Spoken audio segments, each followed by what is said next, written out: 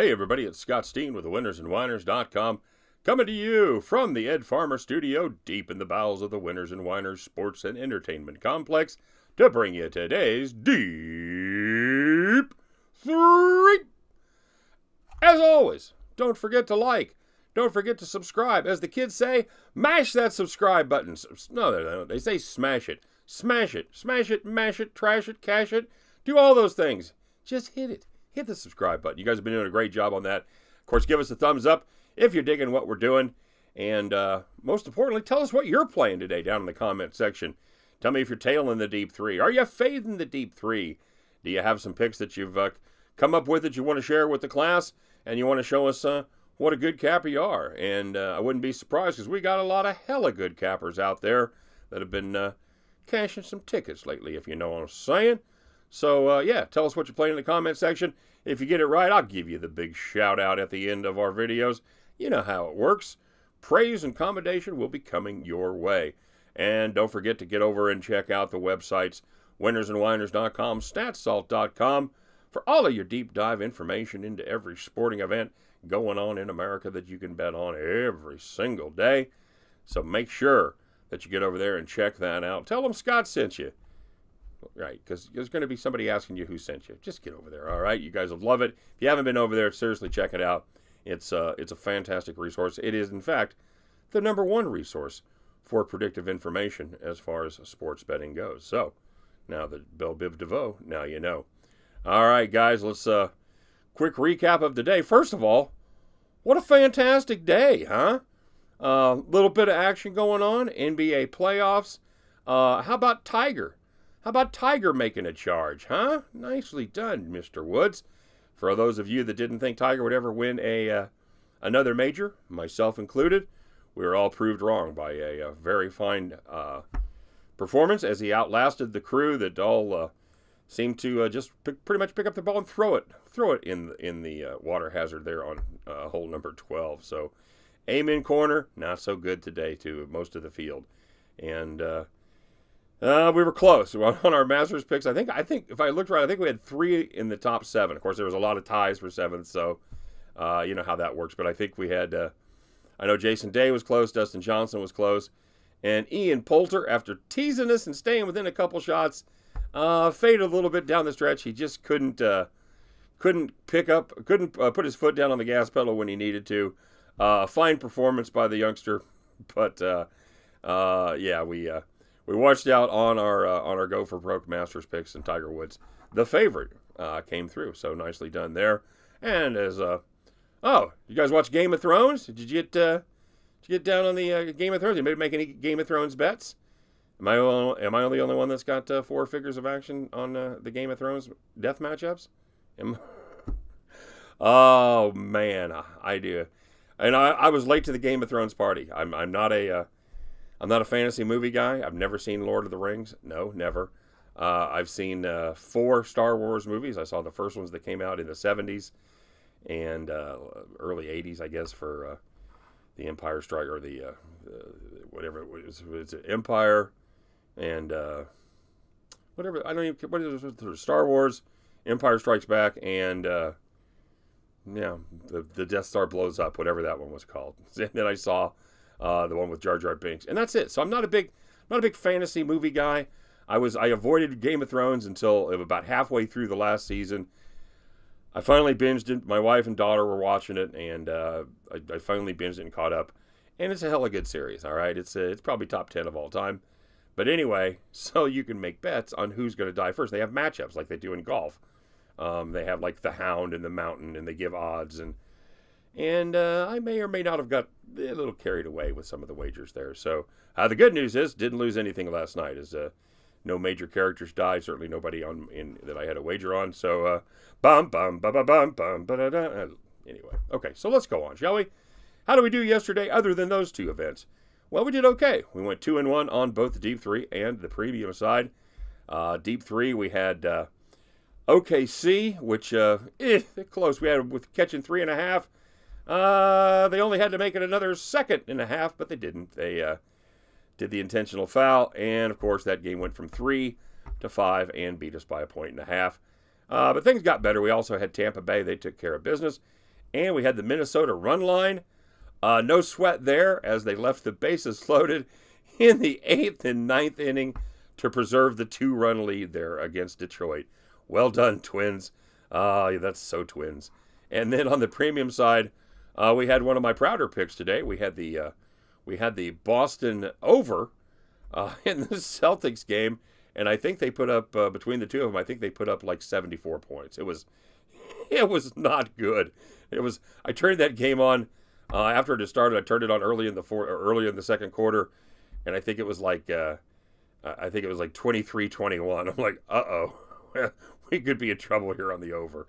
But things got better. We had the Oakland Athletics team total over 5.5. We had won that game by the fourth inning, and then we also had Milwaukee, the Bucks covering 13 tonight, or last night rather, and they just absolutely blitzed the poor Detroit Pistons there without without the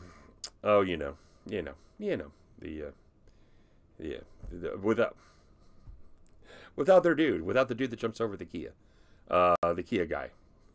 Oh, brain fart. Don't ever get old, kids, I'm telling you. Anyway, Blake Griffin, thank you. Good God. So anyway, no sweat on any of our games today. Either way, we either beat early or we won them early. It was pretty much a rocking chair for all of our premium stuff. So yeah, and a lot of our baseball stuff as well. The OKC one was the only one that really came down to the last minute, and of course the Twins relief pitching coming through there. But anyway, let's go with 3 picks for today. All right, enough blabber. Starting again in the NBA as Brooklyn takes on Philadelphia. Philadelphia -8 at this point. This is just kind of a field play. At this point, guys, there's some stats and trends you can look at, and some of them may be helpful. But at this point, at least until we get deeper in the playoffs, a lot of it is feel. A lot of it is intuitive, and this is going to be one of those picks. Philadelphia is absolutely embarrassed in the first game of the season, all right? First game of this series. Embiid played. He had 15 boards, but he was 5 for 15 from the floor, including he was 0 for 5 from beyond the arc. So apparently, did you know that Embiid could shoot threes? Exactly. Neither did he. So, that didn't go well. I played 22 minutes, so the knee is obviously still giving him a lot of problems there. Having said all that, I think the Sixers regrouped today. The Nets played an almost flawless game, and the odds are that doesn't happen again. Give me Jimmy buckets in the gang to even the series, even with or without an entirely healthy Joel Embiid. I'll take the Sixers to cover the number there and even the series. Moving on to baseball, as the New York Mets take on the Philadelphia Phillies. I'm looking at the total there, 7.5. It's Syndergaard against Nola.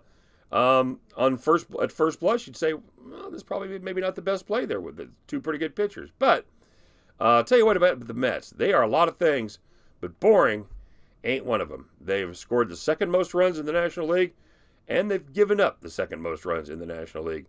Syndergaard's been decent this year, and his stuff is still outstanding, as he has averaged 14 swings and misses in his 3 starts, and he's put up 20 Ks in 19 innings.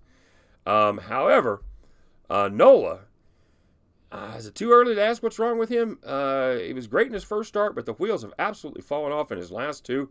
He's just not missing any bats. He was a little wild in the first game. He walked 5.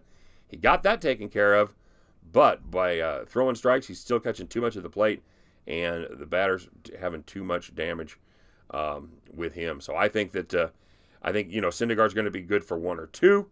Then turn that New York Mets bullpen loose, please.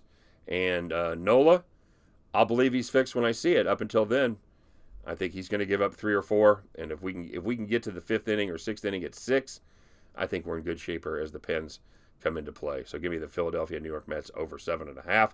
And moving on once again, taking a look in the American League Central as my Kansas City Royals. Don't look now, but holy crap, they've won 3 straight as they take on the Chicago White Sox up there at Disco Central. White Sox and Royals, I'm looking at the team the total here, rather, of 9.5. Heath Fillmyer goes against Irvin Santana for the Chicago White Sox. Here's all you need to know about this game, guys. Santana has an ERA of 17.32, and his team is the favorite. Yes, Heath Fillmyer, Irvin Santana, to combined their ERAs 32.32. That's got to be lucky, right? I mean, not for them, but I'm certainly for anybody that faces them.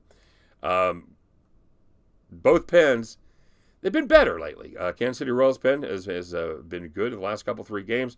Chicago has even tightened down some of the leaks, but I'm not convinced that this is a trend that's going to continue very much longer. With neither one of these pitchers have made it out of the 4th inning so far, there's a good chance we're going to see a lot of relievers tonight, and that, my friends, is a good thing when you have the over. A couple of trends if you want to look at them. The over is 9-3 in Kansas City's last 12, and it's 8-3 in the White Sox last 11. Give me the Chicago, Kansas City over 9.5, the Philadelphia New York Mets over 7.5, and the Philadelphia 76ers -8. And at the end of these contests, you guys know the drill. You can join me as we head back to the window. All right, let's take a look here, guys, as we do this real quick. All right, there we go. That's we had a good week on the Deep-3 side. We had a good week on the premium side. There is the premium record right there, 15-6 last week, 72%. I'll take that. I've got some, you know what I got? I got some happy customers over there. I really do. So if you guys interested in a premium picks, follow that link right there. I'll also have one in the description of the article. A couple different options. We've got our MLB package that's on sale right now, and then we also have just our regular premium plays that you can get by a month, 3 months, a year, whatever you want to do. So a lot of different options. Check out that link. Family-friendly prices. I'm not trying to gouge anybody. Just putting a fair value. It comes out to a little more than $1 a pick. So yeah, not too shabby. All right, so check those out. All right, so with that being said, with the shameless plug out of the way, my water drank. Let's talk about some shout-outs here, shall we? Danny Mintz, 621. He took Boston to -8.5. The second half, well done, sir. Boston, they took care of business. Of course, it helps when one team pretty much refused to score. So that's going to, worked out well, Danny. Nice job with the Celtics there, a little in-game. Cody L., he had the Tampa Bay under 8. Time Traveler Steve, he had Portland -3.5. Time Traveler Steve, how you fade me. Beautiful fade, my friend. Beautiful fade.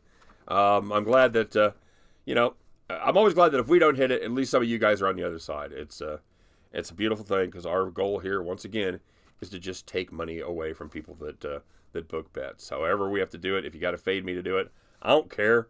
Just do it. Let's win some money. Hammer and Hank, he had the Bucks total under 219. He had the Celtics. He had the Boston Red Sox run line, and he said, I love the live bet since you introduced it to me. He said he won on the team total under 204 on Denver last night. Got the Spurs +6 because the Nuggets were ahead 10 or 11 about a third of the way through the first quarter. And great value on the live bets a lot of times. Yeah, especially if you're watching the game, if you're able to get a feel of what's happening. Maybe somebody's picked up a quick couple fouls. A lot of things go into it. Now, you're going to usually pay a premium. Instead of a dime line where you're paying -110, you're often going to pay -115, -115 on either side.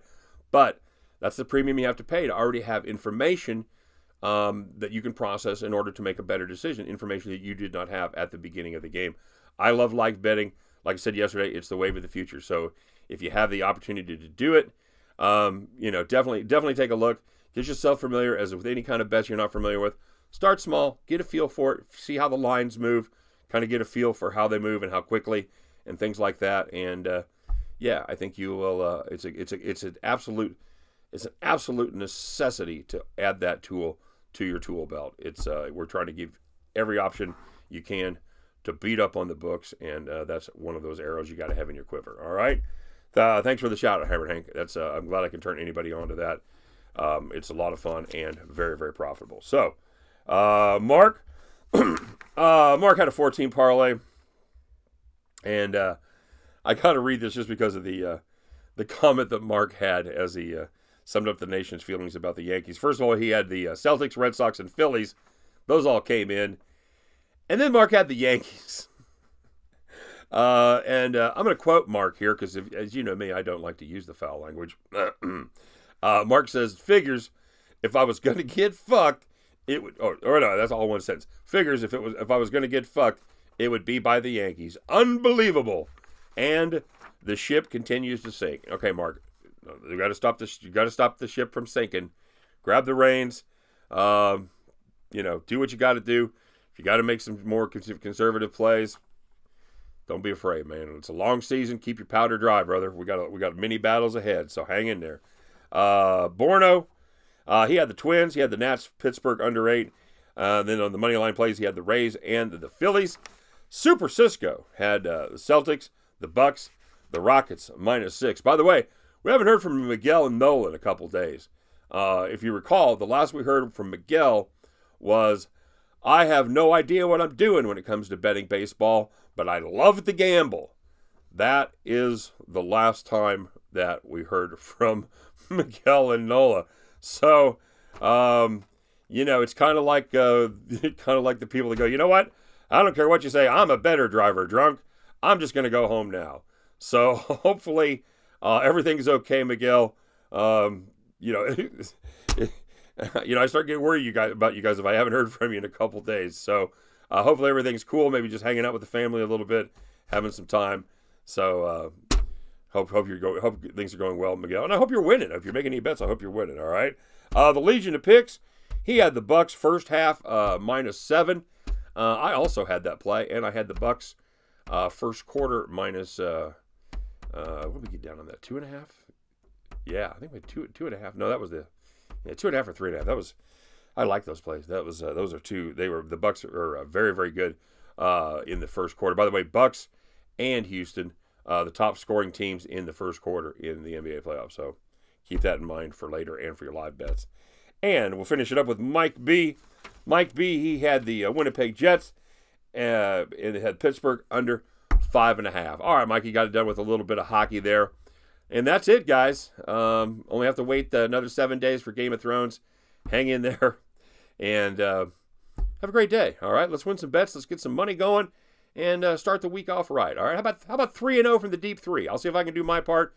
You guys do yours, and we'll meet back at the window. All right, everybody have a great day. Have a great week, and I'll talk to you tomorrow. Take care.